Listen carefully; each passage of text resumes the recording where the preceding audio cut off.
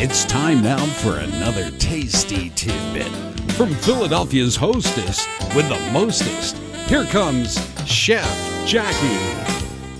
Ciao, and welcome to Cooking with Chef Jackie. Today, I'm coming to you from my own kitchen in my home. And I'm going to show you how to make a lovely bruschetta, which is a very versatile dish. And I'll show you how you can do that. But the first thing you do when you walk into a kitchen is to wash your hands. So I'm going to walk over to my sink and I'm going to wash my hands. Make sure you use soap. And I have my little whale, so I use my little whale scrubby and get under those nails really, really well, harbingers of germs. And then we can continue.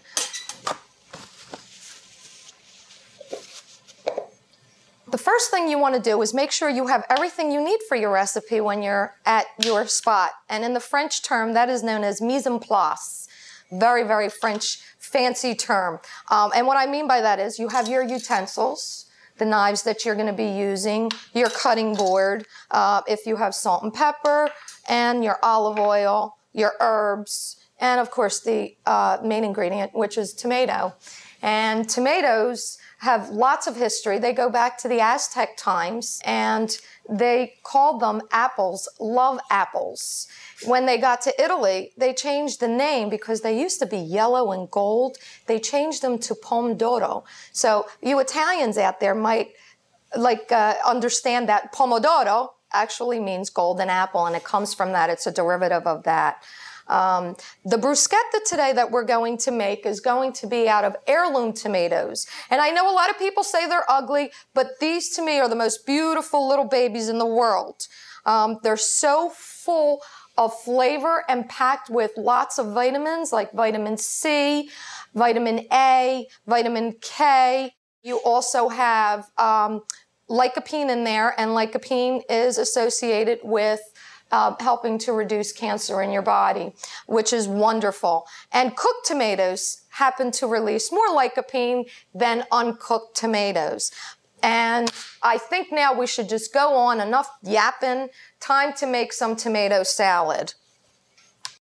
You want to use a serrated knife when you're cooking with a tomato, and you just want to cut about 1/4 of an inch, half an inch, 1/4 inch to 1/2 inch.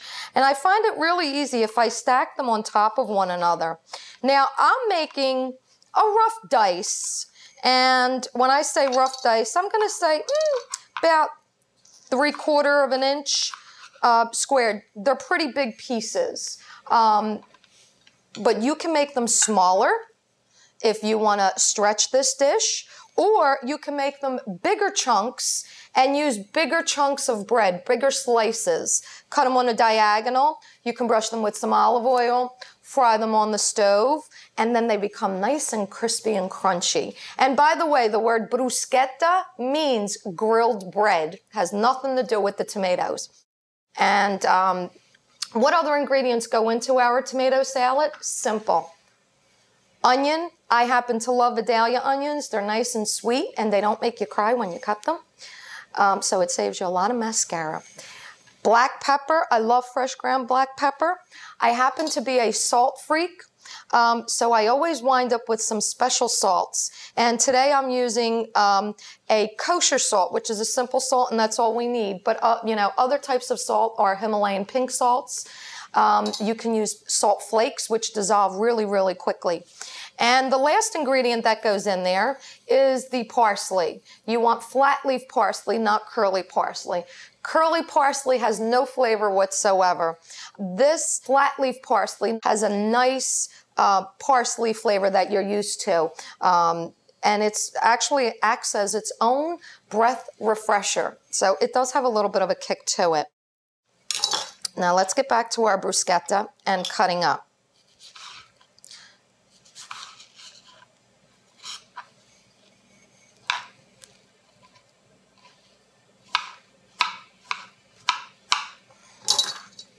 I'm just going to add it right here to the rest of the bruschetta that I made earlier in the day.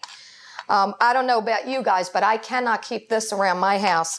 I make it thinking that it's going to last lunchtime, and maybe I can pull some of that over for dinner and make some leftover ones for dinner and use it as an appetizer. It never quite makes it that way. The kids come home from school, that's the first thing they attack. They love it. And this time of year, the summer, is when you want your tomatoes. They're really at the peak of their season, July, August, and September. So this is the perfect time to go out and pick up some wonderful, wonderful tomatoes. Also wanted to let you know a little foodie folklore. Tomatoes, known as the love apple, attract love. So if you want to attract love into your life, by all means, eat lots of tomatoes. Some people have to eat more than others. Onions are also known for protection under folklore. So you can have your tomatoes and you can be protected while you're eating them. And as I leave you now, I just want you to remember one thing about bruschetta. Bruschetta, like I said, can be put on a crostini and served as an appetizer.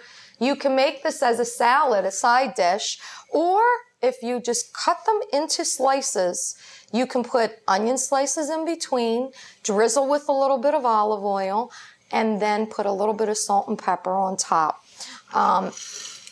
which I'm going to do right now so we can finish it off. I like using extra virgin olive oil. I love using organic ingredients. If you can get organic ingredients, I would suggest going that way.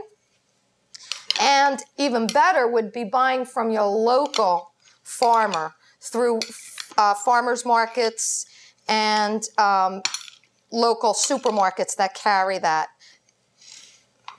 Now, I am going to have to taste one of these because it just smells divine. It's a shame we don't have smell-o-vision, but here goes.